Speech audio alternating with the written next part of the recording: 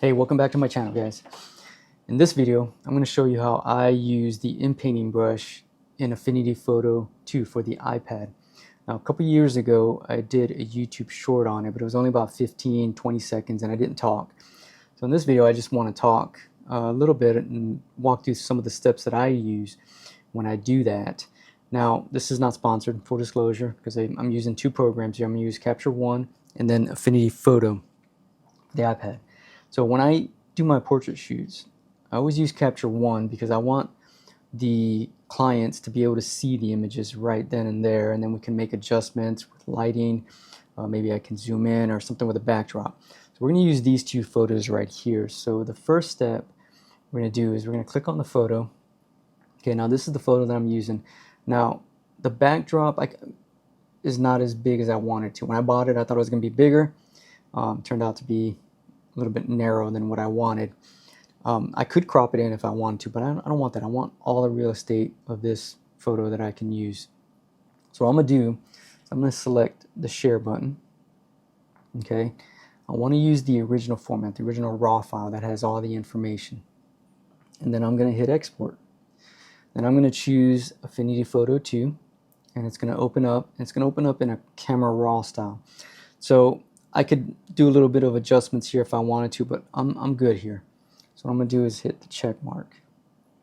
So the next step is I'm going to duplicate this image. So I'm going to hold down anywhere on the photo and hit duplicate. Okay, and then you'll see here, this is my layers, and that's the duplicate right there. So the next step I'm going to do is I'm going to get the Inpainting Brush. By doing that, I click over here on the left. It might be on the right side. You can adjust it to whatever side you want it. I like it here on the left. Click the Inpainting Brush, and everything I have is going to be at 100% with the exception of the size, and I'm going to get it to about right there to where it's just enough to cover this whole section. What I'm going to do is I'm just going to paint on the part that I want to take out. So let's take it out. The good thing about this is once you do that, then the program does everything else. So let's do that. I'll paint there and let's see what happens.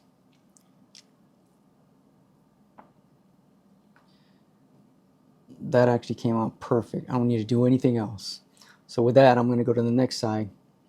Now if you're like me and you like to edit on the go, or maybe you want to do it really quick in front of the client just to give them something that they could post on social media, this works great. Alright, so here's the next one. Let's see what this does. Perfect. Now you see, sometimes it does that. It'll do something a little wonky like that. But that's okay, because all we have to do is go back over it and let's see what happens here. Boom. I got one last section, which is right here. I'm going to make my brush a little bit smaller. Let's paint over that.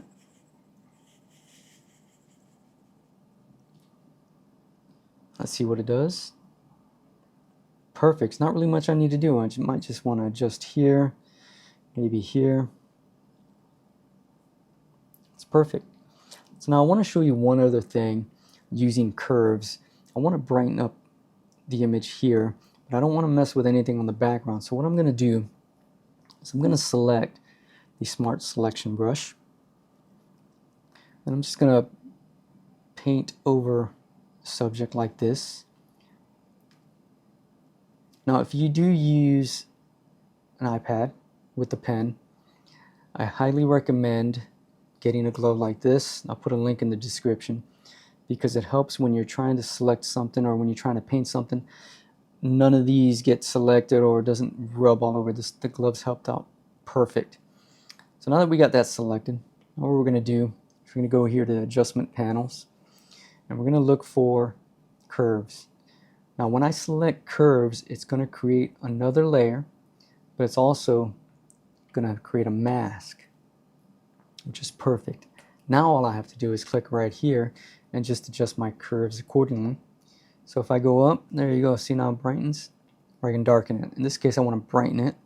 I want to add a little contrast to it as well. Let's go down here. Come on. There we go. And that's actually pretty good. If I wanted to adjust a little more, I can. To deselect that, what I'll do is I'll hold my finger down and I'll select deselect.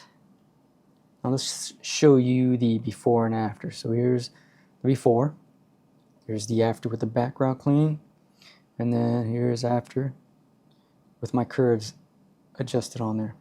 So now what we're going to do is I'm going to show you one other image. This is going to be a headshot. Let's go back, because if I leave that open, it's not going to open up my other image.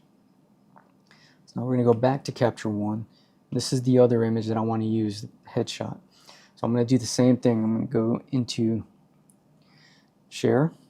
I want the original because I want the original raw file. And then I'll hit export. And then I'm going to choose Affinity Photo. Now we're going to do the exact same thing. I'm going to hit check mark.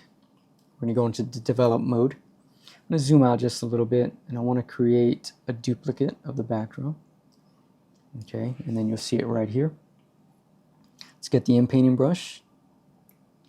And what's my size here? Let's take a look here. Do about that much right there. We're going to start over here. Actually, no, let's start right here on the bottom with this small piece here.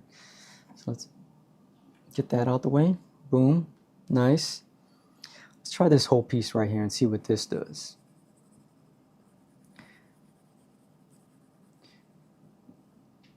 When you do your portraits, and especially if you're doing studio and you want to keep it, you want to try and keep it as clean as possible, as simple as possible, because it does make it easier when you're going back to edit. And as you can see, it's taking it out nice. So what I'm going to do, this is my reflector, and this is another reflector that I have right here. So we're going to try this whole section and see what that does. Let's see.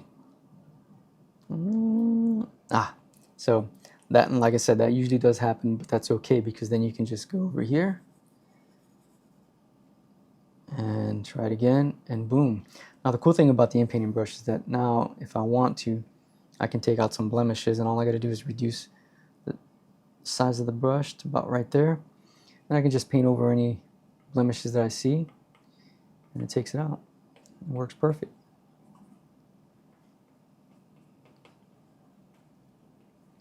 Now again, this, like I said, this is just a simple edit. I just wanted to show you some things you can do with the inpainting brush, especially if you're on the go and you wanted to do something really quick to show the client, or something to deliver the client so that they can put it on social media. Works perfect. If you have any questions on anything that I did here, or if you want to see future videos about this, let me know. If you have any questions on Capture One, let me know. I'll definitely do a video on that. I highly recommend both programs, especially if you're using the iPad and if you're on the go. So again, I appreciate you watching. Thanks again.